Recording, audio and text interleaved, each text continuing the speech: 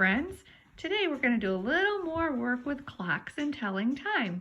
So I have two clocks here.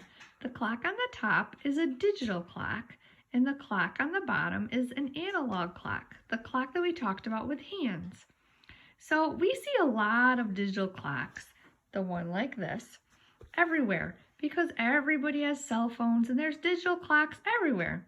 But you also need to be able to tell time on an analog clock. So yesterday we looked at this clock and we learned that the little hand always comes first. Little guys come first. So if you look at the time, I'm going to change this time here. Brady, can you hold this, please? Nope, the camera, buddy. Oh.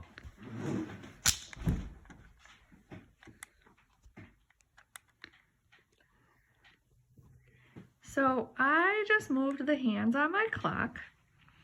The big hand is on the 12.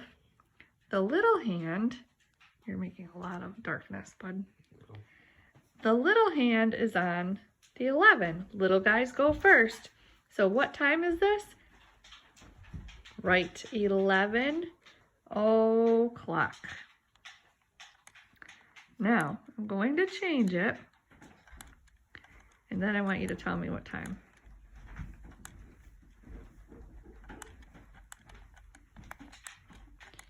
Sorry, I can't move very fast here. Okay. Tell me now, what time is it? Little hand goes first. 2 o'clock. Okay, now I'm going to move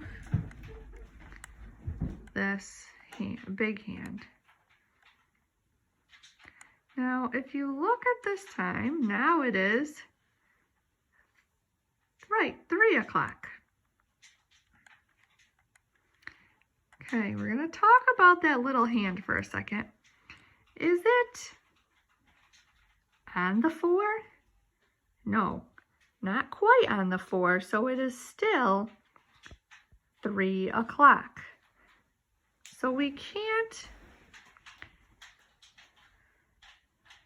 Natalie, what did you do there? It got really blurry. We can't say it's 4 o'clock until it gets all the way up to the 12 and the little hand is right on the 4.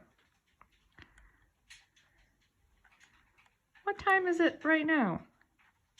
Is it 4 still or is it 5? Okay.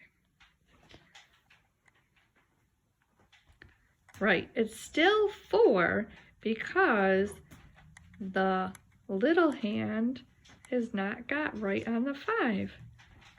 Now how about, did it reach the 12 yet? It did not, so it's almost 5 o'clock, but not quite there. Remember, we can't say it's 5 o'clock until the little hand is right on the 5 and the big hand is on the 12. We can say it's almost 5 o'clock. Like if we went back like this, we could say it's almost 5 o'clock, but not quite. Now we can say it is 5 o'clock. Okay, I'm going to do a couple more times for you.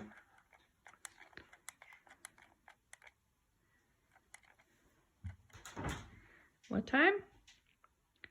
Right, 7 o'clock.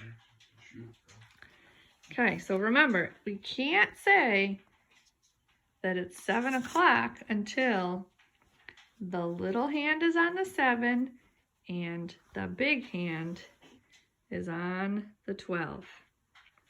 So my friend Eris and Mr. Bowerman sent me a really great idea.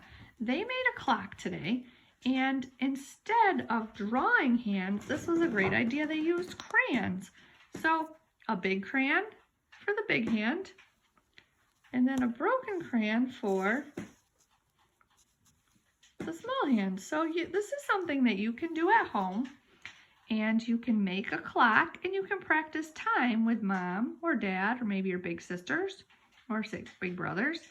So if you look at this time, it is, you can tell me, 3 o'clock. Okay, so if this is something you wanted to make, this is something you can practice at home. Thank you, Eris, for such a great idea. I hope you enjoyed our video, and I hope you enjoyed learning about time. I wanted to thank Natalie also because she made us a fun little introduction to our videos. So thanks, Natalie. All right, you guys have a good day. I miss you. Love you. Bye. Bye.